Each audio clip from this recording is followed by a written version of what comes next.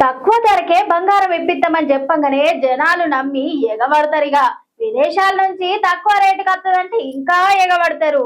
అసలు గట్లనే ఉంటారు అనుకో జనాలంటే. కానీ గీడ చూసిరా ఒక మోసం. ఆ గీ అన్నను చూసిరు కదా నుల్లా, అన్న ఇగో లక్షలు వసూలు చేసిండట బంగారం తెప్పిస్తాను అనుకుంటా. మెరిసేదంతా బంగారం కాదని ఉత్తనే అన్నారా పెద్దలు. ఈ ముచ్చట చూస్తే మీకు కూడా గట్లనే అనిపిస్తుంది పొర్రి. తక్కువ ధరకే బంగారం ఇస్తారనగానే ఇక ఎగబడతారు జనాలంతా. ఇక అమ్మ లెక్కల మురుపమైతే చిన్నగా ఉండదు పో. ఇయో గట్లనే ఇయో గిడ జనాలంతా మోసపోయిండ్రు.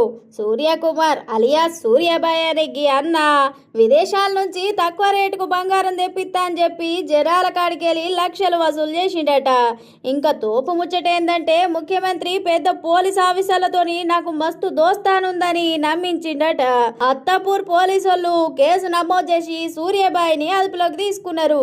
ఇంకా ఎంత మందిని ముంచిండో అని ఎంక్వైరీ కూడా తీస్తున్నారట.